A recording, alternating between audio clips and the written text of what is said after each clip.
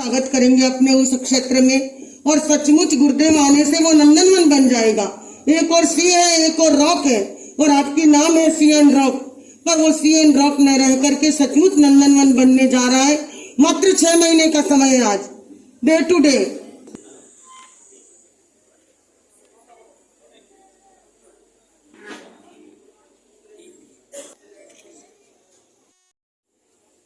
परम पूज्य श्रद्धे शांति जी, सुषमा जी, प्रसाद जी, ये सभी का आगमन इस शहर में हुआ है और ये सौभाग्य की बात है कि हमारे दूसरे साध्वी जी भगवान भगवान जी इनका स्वागत कर रहे हैं। मुझे वो दृश्य याद आता है, मैं जब देख रहा था, बहुत सारे धार्मिक मूवी देखते हैं, जब एक भगवान दूसरे भगवान के घर जाते हैं तो ऊपर से पुष्पाओं की वर्षा होती है और दूसरे इंद्रियां उनका स्वागत करती है। मुझे वो दृश्य याद आ रहा था। हमारे लिए भी ये उतनी सौभाग्य की बात है कि ऐसे महान साध्वी जी भगवान का आगमन इस शहर में हुआ और उससे बड़ी खुशी की बात कि मुझे उनके दर्शन मिले, ये मेरे लिए बहुत बड़ी सौभाग्य की बात है। हम नमन करते हैं, वंदन करते हैं, इस नगरी में स्वागत करते हैं। अभी अभी साध्वी जी भगवान ने कहा कि मैं सीएम रॉक का मालिक, वाकई में मैं मालिक ही था, लेकिन कुछ समय से अब मैं नंदनवन का सेवक बन गया। तो मालिक बन के जितनी खुशी नहीं मिली उतनी नंदनवन के सेवक बन के मन में हमेशा खुशी मिलती है। और मैं उस दिन का इंतजार कर रहा हूँ कि जब आचार्य भगवान का आगमन होगा और आप सभी उस प्रांगण में पधारेंगे तो क्या दृश्य होगा।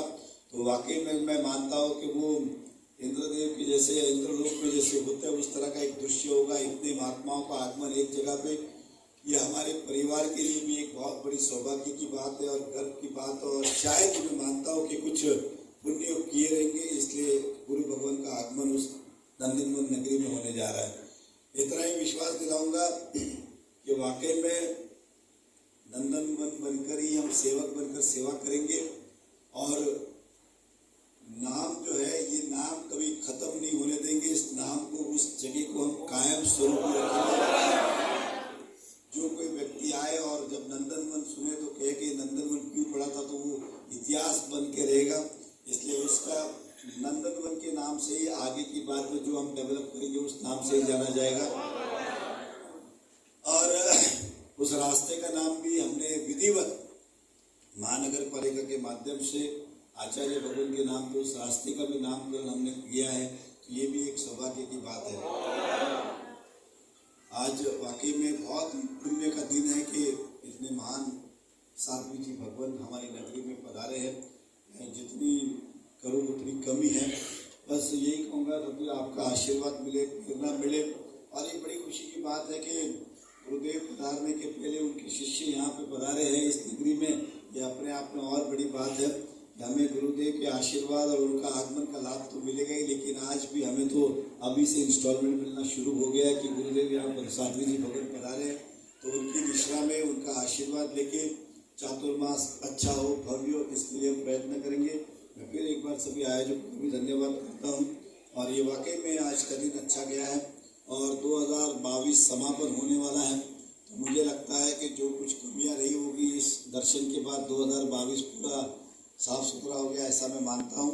फिर एक बार सबको धन्यवाद देता हूँ, बधाई देता हूँ। ओम। ऐसे महान अतिशयधारी महामानव का आगमन जिस भूमि पर होने वाला हो, वो भूमि अपने आप में कृत पुण्य बन जाती है, धन्य बन जाती है। और उस भूमि पर हम सब अगवानी करें, ये हमारी प्रबल भावना है। तो अब मैं निवेदन करती हूँ, आज जिनके अगवानी में हम स्वयं यहाँ आए हैं, साध्वी श्री जी, हमें पता था कि 29 दिसंबर तक आप पहुंचेंगे और इसीलिए हम केवल भाईंदर के इर्द गिर्द घूम रहे थे। बहुत दूर जाने की इच्छा होने के बावजूद भी दूर नहीं जा पा रहे थे, क्योंकि आपका वो चुंबकीय आकर्षण हम लोगों को खींच रहा था। पारला तक जाकर के भी हम इसलिए लौट आए कि नहीं, साध्वी श्री जी को मिले बिना आगे जाएंगे मुंबई में तो मन में खुशी नहीं होगी। तो आज साध्वी श्री निर्वाण श्री जी महाराज जी के साथ हृदय में कितनी उमंग है, कितने हर्ष के हिलोरे उठ रहे हैं, उसकी अभिव्यक्ति मैं नहीं दे सकती, वे स्वयं दे पाएंगे। तो मेरा निवेदन साध्वी श्री जी से अपने मंगल भावों की अभिव्यक्ति के लिए। वे पल याद आ रहे हैं जो बरसों तक हमने साथ में बिताए हैं। मैं केवल आपसे इतना ही कहना चाहती हूँ कि इन तीनों के पास बैठ करके मैंने बहुत कुछ सीखा है और अभी बहुत कुछ सीखना बाकी है। और अब जब साध्वी श्री जी का यहाँ प्रवास होगा तो मुझे वह भी कुछ सीखने का मौका मिलेगा। वैसे तो आप सब पावने नहीं है, हमारे अपने हैं, पर कभी कभी अपने भी पावने हो जाते हैं और उसी क्रम में हम आपका स्वागत कर रहे हैं, अभिनंदन कर रहे हैं। स्वागत और अभिनंदन के लिए पूरा मुंबई आतुर है, पर यह सौभाग्य मिला भायंदर वासियों को कि उनके यहाँ पर यह कार्यक्रम समायोजित हुआ। और जब मैंने साध्वी श्री जिन प्रभा जी आसन जी के, सुषमा आसन जी के और विमल प्रज्ञा जी आसन जी के दर्शन किए तो आपने एक ही बात कही कि ये सब करने की क्या जरूरत थी। मैंने कहा भाई ये तो हमारे मुंबई का प्रोटोकॉल है, इसलिए इसके बिना यहाँ आपको प्रवेश नहीं मिल सकता, इसलिए थोड़ी औपचारिकता, क्योंकि आप महानगर में आ गए हैं इसलिए अब थोड़ी औपचारिकता भी आपको साथ साथ में सीखनी पड़ेगी। और हमारे तीनों ही साध्वी श्री जी इतने सरल हैं, इतने रिजु हैं और इतने श्रमशील हैं। इनके श्रम की कहानी तो मुझे आपको बताने की जरूरत नहीं है, क्योंकि आप खुद साक्षात सब आंखों से देख चुके हैं, अनुभव कर चुके हैं। जो रास्ते की यात्रा में साथ में थे वो बता रहे थे कि महाराज किस प्रकार से, और कभी कभी थोड़े बहुत चित्र मैंने भी देखे हैं कि साथ चलने वालों को प्राय दौड़ना पड़ता था, चल करके तो कम पहुंच पाते थे। और प्रतिदिन आप देखिए 25 किलोमीटर की एवरेज से आपका बिहार हुआ है। मैं तो इतना उग्र बिहार नहीं कर सकती, मैं तो अपने आप को कुछ कमजोर समझती हूँ इस माने में, पर आपने बहुत ही इस सर्दी की ऋतु में ऐसा उग्र विहार किया है। और मुंबई आप समय से पूर्व या जल्दी पधार गए हैं, उसके लिए मैं आपका जितना अभिनंदन करूं उतना अभिनंदन कम है।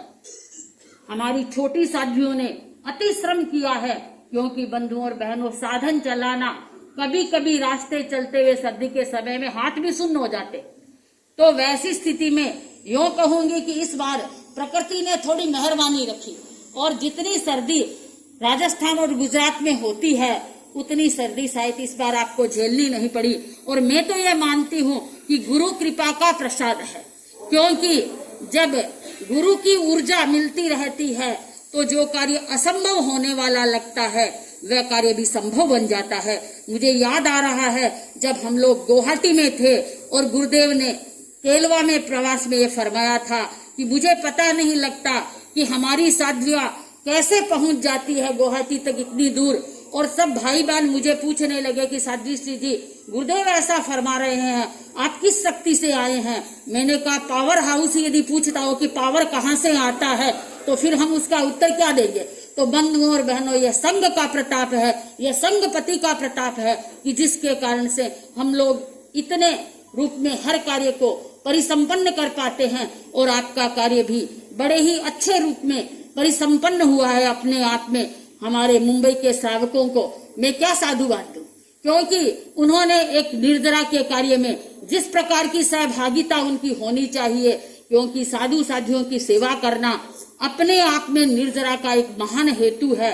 उस उपक्रम के साथ में जिन भाई बहनों ने अपने आप को जोड़ा है उनको मैं विशेष रूप से साधुवाद दूंगी। और अभी तो यह ट्रायल है, आगे और साधु साधा जागरूकता संयम और संयम लो अविरल जलती, अप्रमत्तता जागरूकता संयम लो अविरल जलती, तत्व ज्ञान श्रुतज्ञ निरंतर गुरु सेवा में रहती, करे कामना रहे निरामय, करे कामना रहे निरामय, मंगल भाव सजाए, शुभागमन की पावन बेला गाए गीत हवाएं, शुभागमन की पावन बेला गाए गीत हवाएं। वंदन शासन श्री साध्वी श्री जिन प्रज्ञा जी, जिन प्रभा जी और साध्वी श्री निर्वाण श्री जी और साध्वीवंत के सभी चरणों में वंदन। सभी सभा संस्थाओं के पदाधिकारी, धर्म प्रेमी भाइयों और बहनों, साध्वी श्री जी जो ये आज का जो नज़ारा है ये कभी कभी हम 2-4 साल पहले मर्यादा महोत्सव में देखते थे। हमारा संघीय प्रोग्राम मुंबई में 2 ही होते हैं, अक्षय तृतीया और मर्यादा महोत्सव। तो ये वाला नज़ारा कभी हमें अक्षय तृतीया और मर्यादा मौसम में देखने को मिलता है और काफ़ी सालों बाद हम ये नज़ारा देख रहे हैं। और मेरे लिए बड़ी खुशी की बात है साध्वी श्री जी तो हमारे क्षेत्र में ऐतिहासिक चातुर्मास कर साध्वी निर्वाण श्री जी आज यहाँ पधारे हैं और वो आपका स्वागत कर रहे हैं। और डबल खुशी की बात यह है शासन श्री विद्यावती जी ने भी निवेदन किया है कि मेरा चातुर्मास ऐतिहासिक चातुर्मास मैंने भाईंदर में किया हूँ तो मेरी ओर से भी आपको स्वागत करना है। और उसके बाद दूसरी बात साध्वी श्री विद्यावती जी ने यह भी बताई कि सभी साध्वी मन को मैं सभी निवेदन करता हूँ आपको इस कांदिवली राजभवन में भी पधारना है। तो मैं उसको आपको वहाँ कांदिवली राजभवन में स्वागत के लिए भी आपको निवेदन कर रहा हूँ कि आप जैसी भी यहाँ आपकी भावना है यहाँ बिराजे। उसके बाद हमारा मुंबई का एक प्रवेश द्वार और प्रवेश द्वार के बाद हमारा मुंबई का एक राजभवन के नाम से जाना जाता है कांदिवली तेरापंथ भवन। तो साध्वी श्री जी जब भी आप यहाँ बिराजे इतने दिन बिराजे उसके बाद हमें गुरुदेव की तैयारी जो 2023 में गुरुदेव मुंबई पधार रहे हैं उसकी तैयारी के लिए गुरुदेव राजभवन मुंबई में भी पधारेंगे। इस तैयारी के लिए आपको राजभवन कांदिवली भी पधारना है। और मैं शासन श्री साध्वी श्री जी आप इतने 50 दिन के एक उग्र विहारी विहार करके है तो मैं आपके विहार की सुख साता पूछता हूँ।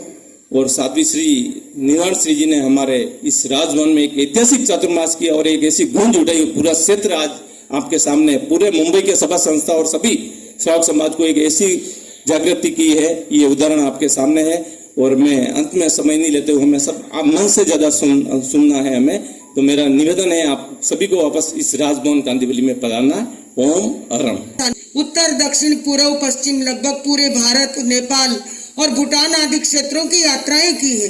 आपने भवन भी अनेक देखे होंगे पर कांदिवली का भवन अपने आप में अलग है। आपने परम पूज्य गुरुदेव श्री महाप्रज्ञ जी के सानिध्य में उस भवन में भी विराजमान पास में अरिहंत में भी विराजे हैं।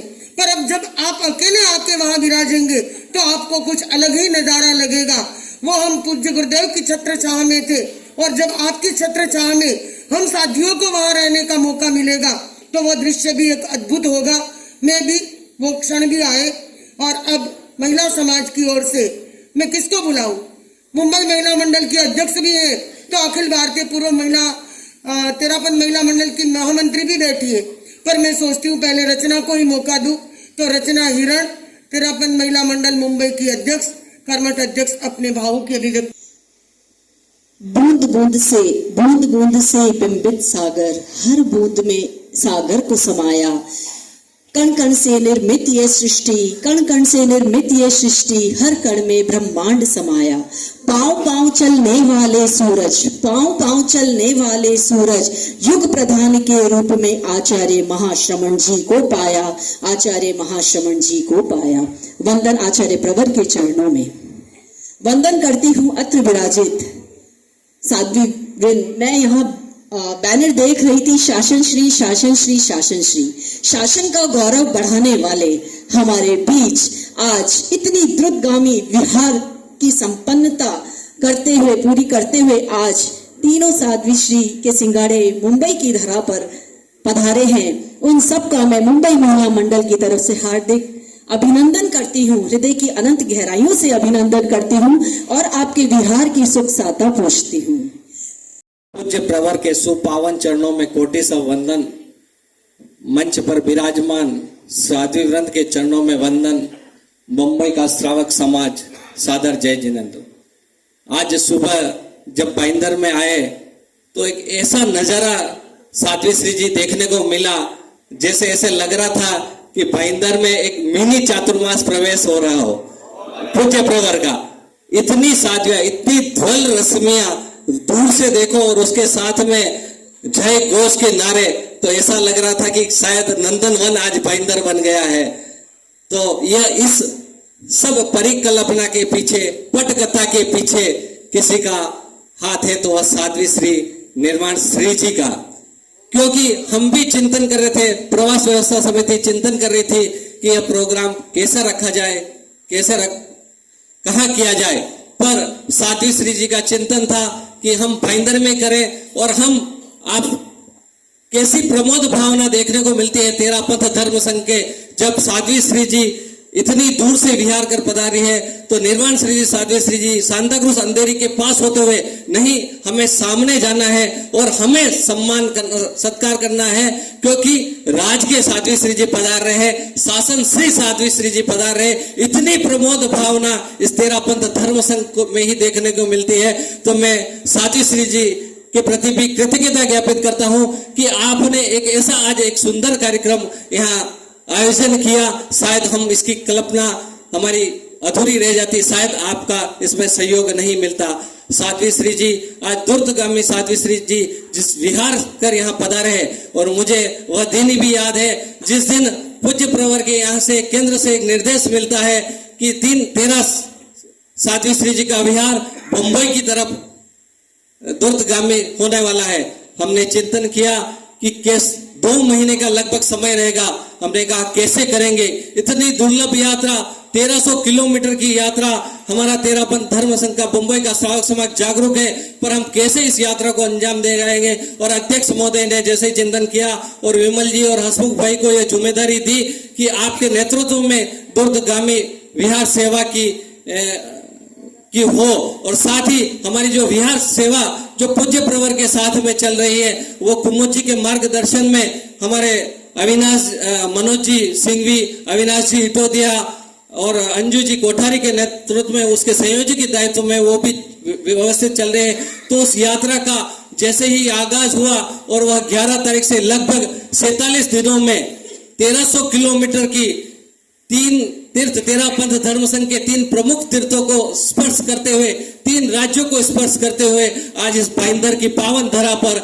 आपकी यह यात्रा पहुंची है। प्रवास व्यवस्था समिति आपकी इस दुर्लभ यात्रा, क्योंकि उस यात्रा में मैंने देखा है 2-2 घाटियां, जो उदयपुर की घाटी और कामली घाट की घाटी, ऐसी दुर्लभ घाटियों में आपके वाहन को इन साध्वी श्री जी कितनी देखते हैं तो ऐसा मन लगता है, क्योंकि मैंने 2-3 बार रास्ते में दर्शन किए तो ऐसा लगता है कि जहां जगह मिलती है एक ऐसा छोटा सा रूम, उसमें 13 साध्वियां, उसमें ही आहार करना, उसमें मतलब ऐसी दुर्लभ, इस रास्ते में ऐसी दुर्लभ पड़ाव मिले, पर उनको पार करते हुए कहते हैं कि जिनकी मंजिल और लक्ष्य होता है और लक्ष्य के साथ में चलते हैं और गुरुदेव के आशीर्वाद के साथ में चलते हैं, तो वह लक्ष्य आज पूरा हुआ। और मैं प्रवास व्यवस्था समिति के उन सभी कार्यकर्ता जो इससे जुड़े, उन सबका तहे दिल से प्रवास व्यवस्था समिति से आभार